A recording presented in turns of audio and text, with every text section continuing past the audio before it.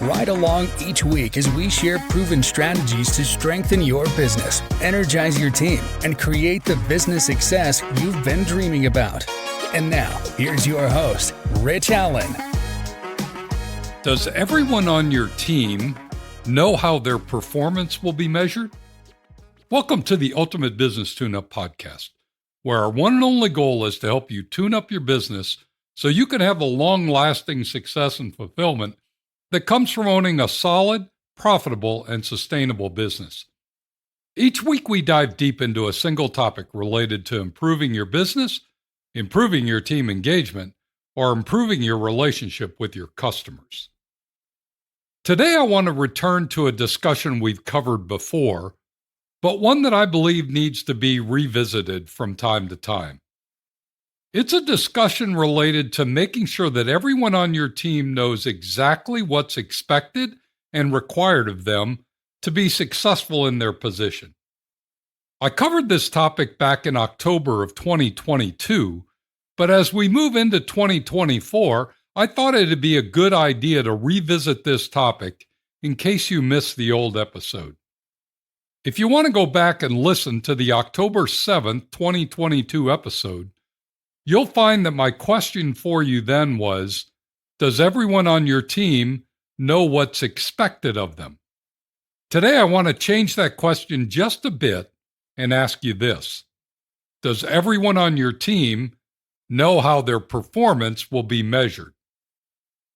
You may be wondering, what's the big difference between someone knowing what's expected of them and someone knowing how their performance will be measured? Let me try to make sense of the difference. It's probably best to start by describing what a position agreement is. It may not be a term you're familiar with because it's not widely used as an employee performance document in most businesses. When I meet with business owners and ask about how they communicate their job expectations to their team members, I often get one of two different responses. I either hear, I just tell them what I expect them to do and they do it. Or we share their job description with them so they know exactly what's included in it.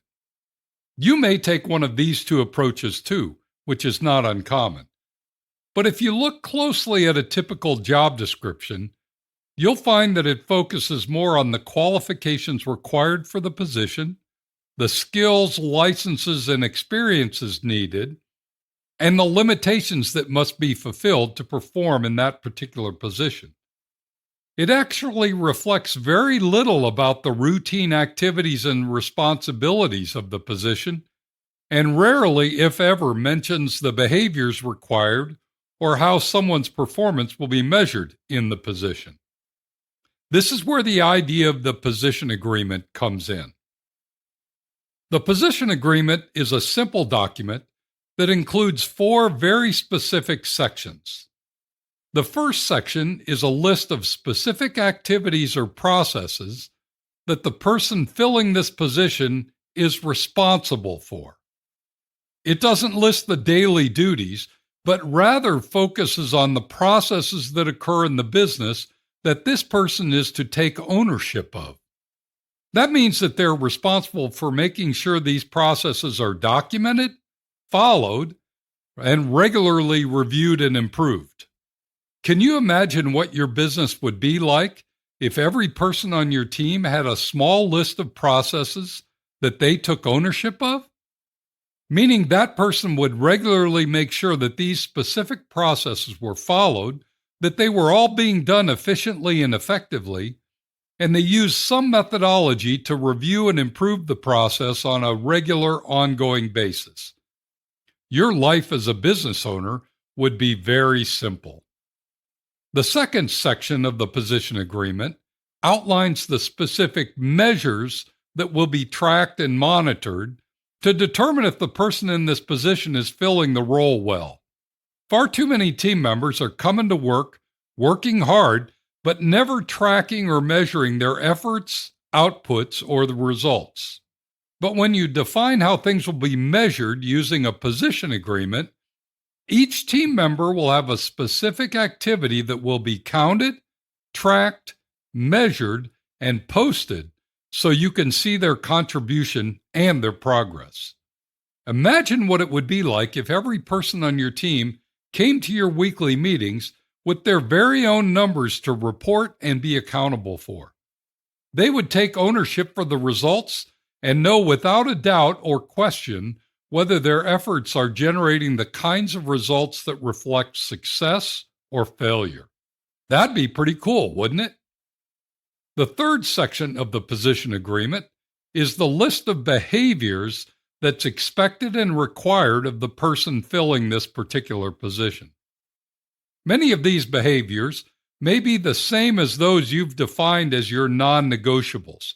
If you're not familiar with the term non-negotiables, then you simply need to listen to some previous episodes and you'll find them referenced quite often. The reason we list behaviors on the position agreement is because the success of any specific person in a specific role has everything to do with the behaviors that they show up with every day. Since the goal of the position agreement is to be crystal clear about what's expected of them in this position, we couldn't think of not addressing the behaviors needed for success. But far too often we avoid discussing behaviors until things start to go poorly. And then it becomes clear that the poor performance is most always associated with poor behaviors. Don't believe me? Just think back to the last person you had to discipline or fire. Chances are, the reason they were not being successful or were causing internal conflict was because of the behaviors they were displaying in the workplace. That's exactly why we list them as a critical part of each person's position agreement, so everyone knows how we need and expect them to behave in this position. And finally, the fourth section of the position agreement is the signature block. I know it may sound odd to call a signature block a section, but the reality is, when someone is asked not only to read and review their position agreement, but is required to put their signature on the line that says, "I have read and understand that this is what's expected of me in this position," it becomes real and personal. To be honest, it's the part of the document that gives it power and influence well beyond any job description or verbal explanation of what's required and expected. So there you have it, the four critical sections of the position agreement.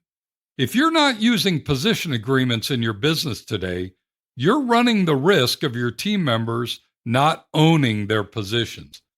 I'd be glad to send you a template of the position agreement I recommend to my clients. If you'd like me to send you the template, just send me an email and I'll get it to you right away. I've found that most business owners find it difficult to start using position agreements in the beginning because it forces them to think through who should be responsible for what and how they should be measured, which is a different way to think about how work gets done in most businesses.